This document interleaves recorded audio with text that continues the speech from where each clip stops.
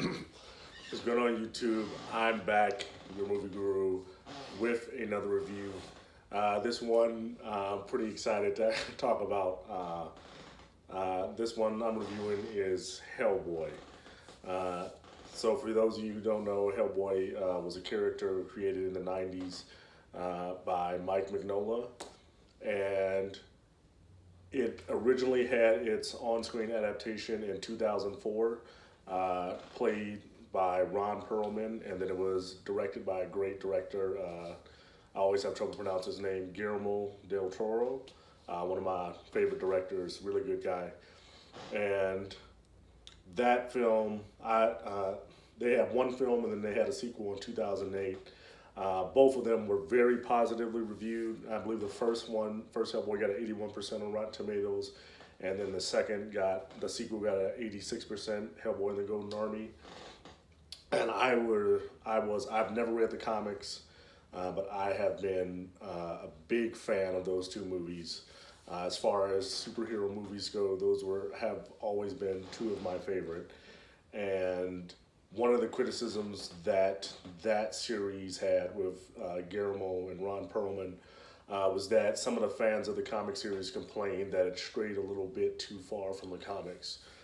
And Ron Perlman and Guillermo were actually on board for a third movie, but the production team decided to go a different way, and they wanted to do a reboot. So to that effect, they got, I believe his name is Neil Marshall. He's the director for Game of Thrones. And then I've got a new lead actor. I can never remember this guy's name. I want to say it's David Arbor or something like that. But he's done a lot of other things, but most notably recently he's been in Stranger Things. That's what maybe a lot of you would recognize him from. But like I said, he's been in a lot of other things as well. But so they decided to reboot this movie. And this one, Mike Mignola, the actual creator of Hellboy, he was more involved with the production this time. So I guess it kind of addressed that complaint that the original or the first two Hellboy movies had, and that they didn't really follow the comics all too well. To that end, this movie has been absolutely panned by critics. Right now, it's got a 13% score on Rotten Tomatoes. I've read some abysmal things about it. And now, after having seen the film, I can see why. The plot is, like I said, there's certain things like you understand that it's a superhero movie, and you understand that you understand first off that there's a movie. It's a movie. So there are some things that, you're going to hold your disbelief for. And then you add to that it's a superhero movie. So then, that adds another layer of disconnect that that, things are not actually going to happen as they would in real life. Even with that, this movie gets a little bit ridiculous with the plot. And it has a lot of things in it sometimes that are just flat out kind of hard to believe. Also, it's really jumbled around. Sometimes it's hard to keep track of what's going on because they've introduced elements, a lot of different fantasy, without giving too much away. King Arthur is in this, and, elements of his lore brought into this. And then there's this other person, they're doing somebody else's backstory and they're throwing that into that, and then Hellboy's backstory. And then they don't put them all in at coherent times. They just kind of jumbles in together. And then there's a lot of scenes of action that just kind of seems like it's just thrown in there, like he's going from one fight scene to another. And you're really like, okay, so why did that happen? So I can see why this movie has got panned. That said, I thought the movie was awesome. The best thing that I like in this movie too would be Punisher Warzone. I can't remember when this came out, but it came out after Punisher's on-screen adaptation, the first one, Punisher, starring Tom Jane. I believe his name is Tom Jane. but which was a kind of a more serious take. It also had John Travolta in it. It was kind of I enjoyed it, but it was kind of a more serious take of, what type of character, Punisher, this violent superhero, what, how could he come about, and what would he do if he was living in today's world, a realistic take. And then Punisher Warzone came out and was like, you know what, screw all of that. We're just gonna make a movie and we're just gonna have fun with it. We're gonna have explosions, action. You're coming to watch a Punisher movie because you want to see a gunfight, and we're gonna give you a gunfight and explosions in spades. So I think as long as you understand, that's what you're gonna get. I think you would enjoy it. So I said I can't speak to, if you're a big fan of the comics, you read the comics. If you'll enjoy this adaptation because it's close to the comics. So, I can't say that. But I will say that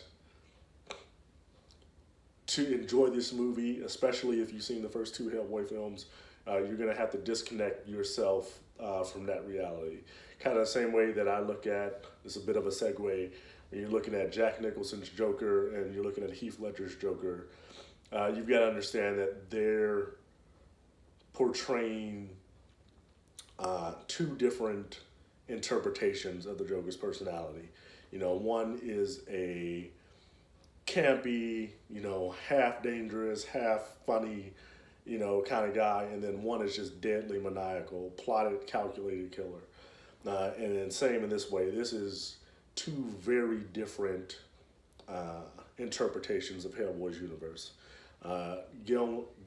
Guillermo del Toro definitely put his own stamp on Hellboy, and what type of universe that he believed that Hellboy would exist in, and what type of character Hellboy would be, and how all these elements would fit in around him. And this movie is completely different in that. It was like, okay, no, we're going for a rated R. You're gonna get a lot of action. You're gonna get a lot of fight scenes. You're gonna get a lot of graphic violence, and because this is our interpretation, for the world that Hellboy is gonna live in. It's kind of like going back to the Joker thing, Michael Keaton's Batman, or more specifically Tim Burton's Batman. So his first two Batman films, Batman and Batman Returns, he was like, okay, this is the type of world that I see Batman living in. It's not the same type of world that exists, as we see it today. And I think that's something that you really have to understand if you go to see this film. You're going to see Hellboy in an environment much different than you saw him in the Guillermo's environment. And it's also not necessarily, what you would think about how the world actually exists today. So if you're just going strapped in for a good time, violence doesn't bother you, then I think you would really enjoy this movie. I adapted to that pretty quickly on. Very soon, I saw where they were going. I had, seen the score, Rotten Tomato score, before I had seen the movie.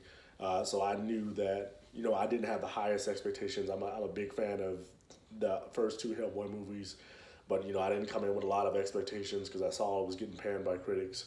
But it didn't take me long, maybe 30, 40 minutes in, before I was like, okay, I see what they're going for.